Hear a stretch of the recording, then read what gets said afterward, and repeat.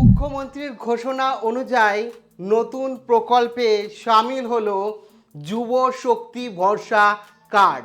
এই যুব শক্তি ভরসা প্রকল্পে কারা আবেদন করতে পারবে, একই সাথে এই মুহূর্তে অফিসিয়াল তথ্য জানাবো কারা এই প্রকল্পের সুবিধা পাবে না। আপনাদের যোগ্যতা না থাকলে আপনারা পাবেন না। একই সাথে এই মুহূর্তে দাঁড়িয়ে আপনাকে কি করে নিতে হবে, না হলে যুবশক্তি ভরসা প্রকল্পে আপনি মাসে 3,000 টাকা পেতে পারবেন না। কারা পাবেন সমস্তটা বলবো, যেমন এখানে দেখতে পাচ্ছেন কারা পাবে না সেটা বলবো। কোথাও আপনাদের এই ভিডিও এরকম পাবেন না যে অ্যাকচুয়াল বলবো কারা পাবেন না। কারা পাবেন সেটা বলবো। 3,000 টাকা অ্যাকচুয়ালি কারা পাচ্ছেন এবং 4,500 টাকাও কারা পাবেন সেটাও বলবো, যে অনুযায়ী অ্যানাউন্সমেন্ট হয়েছে ঘোষণা অনুযায়ী সে অনুযায়ী। একই সাথে এ নতুন যে প্রসেস সেটা অনলাইন না অফলাইন বা কিভাবে আপনি আবেদন করবেন, একই সাথে কারা অ্যাপ্লাই করতে পারবে, অনেকে পারবে না অ্যাপ্লাই করতে, ঠিক আছে। একই সাথে অনেকের অ্যাপ্লাই করতেও হবে না এরকমও বিষয়টা আসছে, কাদের ক্ষেত্রে অ্যাপ্লাই করতে হবে না। একই সাথে এখন আপনাকে কি করতে হবে সরকারি ঘোষণা অনুযায়ী সমস্তটা বিস্তারিত এই ভিডিওতে আপনাদের সঙ্গে আলোচনা করব এবং রাজ্যের মন্ত্রীগণ এবং রাজ্যের মুখ্যমন্ত্রী এ নিয়ে কি জানালো সেটাও বিস্তারিত আপনাদের সঙ্গে আলোচনা করব। কাজেই ভিডিওটি প্রথম থেকে শুরু করে শেষ পর্যন্ত ওয়াচ করুন। আপনি যদি পশ্চিমবঙ্গের স্থায়ী বাসিন্দা হয়ে থাকেন, স্কিল চ্যানেলকে সাবস্ক্রাইব করুন। এখানে সমস্ত সরকারি অনুদান সম্পূর্ণ তা আপনাদের আলোচনা করা হবে হাতে কলমে। এই ভিডিওতেও দেখিয়ে দেবো, সেরকমভাবে দেখিয়ে দেওয়া হবে। এবং এই সাবস্ক্রাইব বাটনে ক্লিক করে অল বাটনে ক্লিক করে রাখুন, কারণ আপনাদের কোনো রকম টাকা লাগবে না, সম্পূর্ণ বিনামূল্যে আপনারা সাবস্ক্রাইব করতে পারবেন। আপনাদের একটি সাবস্ক্রাইব, একটি লাইক আমাকে এই ধরনের ভিডিও তৈরি করতে, আপনাদের জন্য পরিশ্রম করতে অনেক বেশি আগ্রহী করে তোলে এবং মোটিভেশন যোগায়। কাজে অবশ্যই সাবস্ক্রাইব করে রাখুন। This video is made for education purpose only. প্রথম হচ্ছে পশ্চিমবঙ্গের স্থায়ী বাসিন্দা হতে হবে। মোট কথা হচ্ছে পশ্চিমবঙ্গের স্থায়ী বাসিন্দা আমি কীভাবে বুঝবো, তোমার কাছে ভোটার কার্ড থাকতে হবে। ভোটার কার্ড থাকতে হবে। ভোটার কার্ড যদি থাকে তাহলে তুমি পশ্চিমবঙ্গের স্থায়ী বাসিন্দা। দ্বিতীয় হচ্ছে তোমার এই মুহূর্তে যখন তুমি আবেদন করবে, হয়তো আগে জব করতে কোনো অসুবিধা নেই বা পরে জব করছো কোনো অসুবিধা নেই, যখন তুমি আবেদন করছো তখন তোমার কাছে জব থাকা চলবে না, তোমাকে আনএমপ্লয় হতে হবে। অনেকে জব করছো তাও টাকা পাবে, তাও আবেদন করতে পারবে। কারা সেটা বলবো। অনেকের মধ্যে কনফিউশন আছে, আমি প্রাইভেট জব করি তাহলে কি আমি আবেদন করতে পারবো, সেটাও বলবো। একই সাথে ছেলে মেয়ে প্রত্যেকেই কিন্তু আবেদনযোগ্য। অনেকে জিজ্ঞাসাবাদ থাকে যে তোমার হচ্ছে অন্নপূর্ণা ভাণ্ডার তো মেয়েদের জন্য, তাহলে এটা কি শুধুমাত্র ছেলেদের জন্য? তা না, এটা পশ্চিমবঙ্গের সকল বেকার শিক্ষিত যুবক যুবতীর জন্য কিন্তু এই প্রকল্প চালু করা হয়েছিল। আগে যুবসাথী নামে ছিল, এখন সেটাকে নতুন সরকার এসে ঘোষণা করেছেন যে যুব শক্তি ভরসা প্রকল্প নামে, যেখানে আগের যে অ্যামাউন্ট দেওয়া হতো তার দ্বিগুণ অ্যামাউন্ট দেওয়া হচ্ছে এবং একাধিক নিয়মেরও কিছু পরিবর্তন আসছে, সেটা বলছি। এবার ওকে বয়সের অনেকের একটা ডাউট থাকে যে বয়স কি লাগবে, 21 থেকে 40-এর মধ্যে বয়স হতে হবে, অনেকে বলছে 18 থেকে 40-এর মধ্যে বয়স হতে হবে। অনেকের কনফিউশন, প্রথমে বলে রাখি 18 থেকে 40 নয়, তোমার বয়স 21 থেকে যদি 40-এর মধ্যে হয়ে থাকে, মানে মিনিমাম 21 বছরের ছোট হলে হবে না, আবার 40 বছরের বড় হলে হবে না। 21 থেকে 40-এর মধ্যে যাদের বয়স রয়েছে তারাই কিন্তু এইখানে আবেদন করে সরকারি অনুদান হিসাবে 3,000 টাকা কিংবা তার বেশি 4,500 যেটা বললাম সেটা নিতে পারবে, ঠিক আছে। এবার এখানে বলে রাখি যে কারা পাবে না, এটা খুব ইম্পর্টেন্ট। কারা পাবে না দেখে নাও, যারা আনএমপ্লয় রয়েছে ও তারাই পাবে, যারা এমপ্লয়েড রয়েছে, ঠিক আছে, এমপ্লয়ি রয়েছে, কোনো কোম্পানিতে এমপ্লয়ি রয়েছে, ঠিক আছে, কোনো কোম্পানিতে এমপ্লয়ি রয়েছে, তারা কিন্তু এই মানে সরকারি প্রকল্পের সুবিধা পাবে না। এবার অনেকের জিজ্ঞাসাবাদ রয়েছে যে আমি প্রাইভেট জব চাকরি করি দাদা, আমি প্রাইভেট জব করি স্যার, তাহলে আমার কি হবে?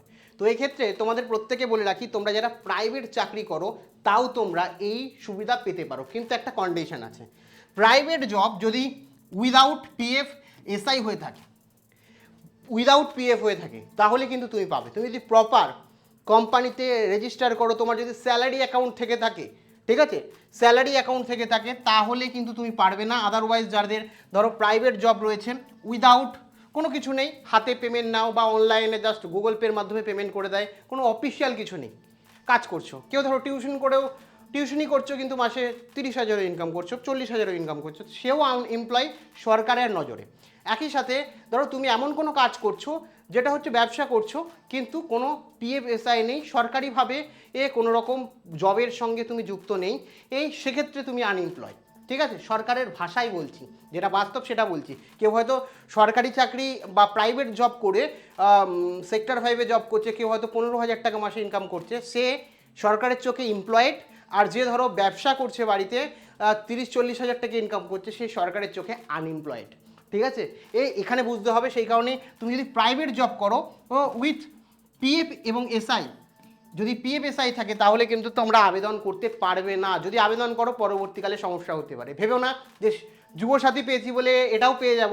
যুবসাথীর ক্ষেত্রে একটা অন্য ব্যাপার ছিল, এক্ষেত্রে আইনত ব্যবস্থাও নিতে পারে, কারণ দেখেছো বিভিন্ন রাজ্যে এরকম হয়েছে, সেই কারণে আগেভাগে বললাম। দ্বিতীয় হচ্ছে, এই বিষয়ে আরও জিজ্ঞাসাবাদ থাকলে, ডাউট থাকলে কমেন্টে করতে পারো। গভর্নমেন্ট জব, সরকারি যারা চাকরি করে তারাও কিন্তু এই জবের সুবিধা পাবে না। সরকারি যারা চাকরি করছে তারাও কিন্তু এই এখানে অ্যাপ্লাই করতে পারবে না, তোমরা জানো। এবার বলে রাখি যে শিক্ষাগত যোগ্যতা কি। শিক্ষাগত যোগ্যতা হচ্ছে 10 পাস, মাধ্যমিক পাস যদি করে থাকো, মাধ্যমিক পাসের সার্টিফিকেট যদি তোমাদের থেকে থাকে, ঠিক আছে, মাধ্যমিক পাস যদি করে থাকো, মাধ্যমিকের পাসের সার্টিফিকেট যদি থেকে থাকে, তাহলেই কিন্তু তোমরা আবেদনযোগ্য। কেমন? এবার বলে রাখি এখানে কি কি ডকুমেন্ট লাগবে। আগে ডকুমেন্ট হচ্ছে তোমার আধার কার্ড লাগবে, কেমন, তারপরে ভোটার কার্ড লাগবে। এখানে অনেকের ভোটার কার্ডে নাম নেই, ভোটের এই মুহূর্তে নাম আসেনি, তারা কিন্তু এই সুবিধা পাবে না। তোমাদের ভোটার কার্ড থাকতে হবে, ভোটার অরিজিনাল কার্ড থাকতে হবে। এবং এইবার 2026-এ ভোট দিয়েছো কিংবা ভোটে নাম উঠেছে, এখন অনেকের অ্যাডজুডিকেশন আছে, রিলেট হয়ে গেছে, তাদের কিন্তু হবে না।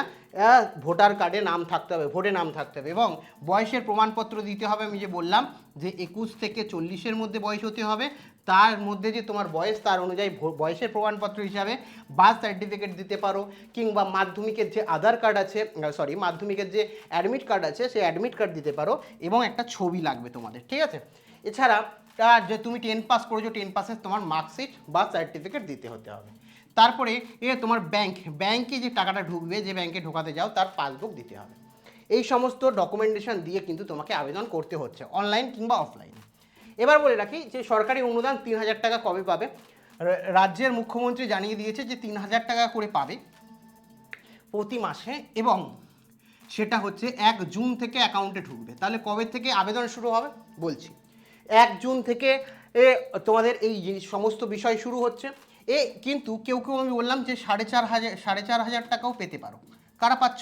3,000 তো পাচ্ছই, তার এই মাসে অনেকের টাকা ঢোকেনি, সেটা শোনা যাচ্ছে। এই 3,000-এর সাথে আগে যে যুবসাথী ছিল 1,500, সেটাও চালু রয়েছে, অনেকের ক্ষেত্রে অনেকভাবে ঢোকেনি বা ঢোকানো হয়নি, সেই কারণে এই দুটো অ্যাড হয়ে 4,500 টাকা ঢুকবে, এমনটি কিন্তু শোনা যাচ্ছে। এটা কনফার্ম না, অনেক জায়গা থেকে অনেক মন্ত্রীরা, না এটা রাজ্যের মুখ্যমন্ত্রী জানিয়েছে তা না, রাজ্যের কিছু শিক্ষা মানে বিভিন্ন নিউজ পোর্টাল যেগুলো রয়েছে রাজ্যের, বড় বড় নিউজ পোর্টালে কিন্তু এটা জানানো হচ্ছে যে তাদের টাকা ঢুকে যাবে, কারোর টাকা যাবে না। যেমনভাবে, এবং রাজ্যের মুখ্যমন্ত্রীও জানিয়েছে যে যেরকমভাবে যে প্রকল্প রাজ্যে চালু ছিল একটাও বন্ধ হচ্ছে না, তেমনভাবে চালু থাকছে। এবং 1 তারিখ থেকে, জুন মাসের 1 তারিখ থেকে আমাদের অনুযায়ী যে প্রমিসেস আছে সেগুলো চালু হবে। তো জুন মাসের 1 তারিখ থেকে এই প্রকল্প চালু হলে 3,000 টাকা, আর আগে এবার যারা না পাচ্ছ তারাও কিন্তু 1,500, টোটাল তোমার 4,500 টাকা কিন্তু তোমরা পাবে, যারা এই মাসে টাকা পাবে না। কারা এই মাসে যুবসাথী টাকা অনেকে পেয়েছে, কারা পেয়েছে অবশ্যই জানিও। ঠিক আছে, এবার হচ্ছে আপনাকে এখন কি করতে হবে। প্রথম হচ্ছে, আপনি যে ব্যাঙ্ক অ্যাকাউন্টে টাকা নিতে চান সেই ব্যাঙ্ক অ্যাকাউন্টে প্যান এবং আধার লিঙ্ক আছে কিনা এটা আপনাকে চেক করতে হবে। দ্বিতীয়, আপনি কি ডিবিটি লিঙ্ক করেন। এখানে ডিবিটি লিঙ্ক মানে কি, আপনার আধার কার্ডের সঙ্গে, ঠিক আছে, এই আধার কার্ডের সাথে আপনার কোন ব্যাঙ্ক অ্যাকাউন্ট লিঙ্ক আছে। আপনার ধরুন ব্যাঙ্ক অনেকগুলো আছে, এসবিআই অ্যাকাউন্ট করা আছে, পাঞ্জাব ন্যাশনাল অ্যাকাউন্ট করা আছে, অ্যাক্সিস ব্যাঙ্ক অ্যাকাউন্ট করা আছে, আপনি ধরুন তোমার ব্যাঙ্ক অফ ইন্ডিয়া অ্যাকাউন্ট করা আছে। তো বিভিন্ন অ্যাকাউন্ট আপনার রয়েছে, কিন্তু ডিবিটির সাথে কোনটা লিঙ্ক করা আছে, এসবিআই লিঙ্ক করা আছে, তোমার হচ্ছে পাঞ্জাব ন্যাশনাল ব্যাঙ্ক লিঙ্ক করা আছে, না Indian post payment bank link করা আছে। যেমন আমার বন্ধুর ক্ষেত্রে কি হয়েছে, এখানে ইন্ডিয়ান পোস্ট পেমেন্ট ব্যাঙ্কে সে অনেক আগে অ্যাকাউন্ট করেছিল, অনেক আগে, প্রায় মোটামুটি ধরে রাখো 5-7 বছর আগে, যেখানে কোনো দিন লেনদেনই সে করেনি, কিন্তু সেটা ডিবিটি লিঙ্ক হয়ে গেছিলো এবং সেই অ্যাকাউন্টে টাকা ঢুকেছে, তারপরে সেই অ্যাকাউন্টটা চালু করে সেই টাকাকে উইথড্রল করেছে। মানে এরকমও ব্যাপার হচ্ছে যে একবারও ইউজ করনি, কোনো দিন খুলে রেখেছিলে, সেটাও অ্যাড হয়ে যেতে পারে। সেই কারণে চেক করুন যে কোন অ্যাকাউন্ট আছে, সেই অ্যাকাউন্টটা সক্রিয় কিনা, সেই অ্যাকাউন্টটায় আপনার লেনদেন হয় কিনা, যদি না হয় সেটাকে সক্রিয় করুন। কিংবা এই যে কোনো এবার চাইলেন যে এসবিআই রয়েছে, আমি এই অ্যাকাউন্টে টাকা চাই না, তাহলে আপনি চেঞ্জও করতে পারবেন, ঠিক আছে। যে কোনো আপনার পাশে সাইবার অফিস মানে রয়েছে, যেগুলো যান সাইবার, বিভিন্ন সাইবার ক্যাফে রয়েছে, ওগুলোতে যান, গিয়ে নিজে চেঞ্জ করতে পারেন। বা কমেন্টে আপনারা লিখুন ডিবিটি বলে লিখুন, আমি নেক্সট ভিডিওতে দেখিয়ে দেবো যে ডিবিটি লিঙ্ক কীভাবে করবেন, ঠিক আছে, খুব সহজে কীভাবে করবেন, বা ইউটিউব ভিডিও দেখে নিতে পারেন। তো এটা আপনি করে রাখুন। এবার কথা হচ্ছে যে প্রত্যেকে কীভাবে অ্যাপ্লাই করবে, এবার কবে থেকে অ্যাপ্লাই শুরু হবে, যেটা শোনা যাচ্ছে এই মাসের মধ্যেই অ্যাপ্লাই শুরু হবে।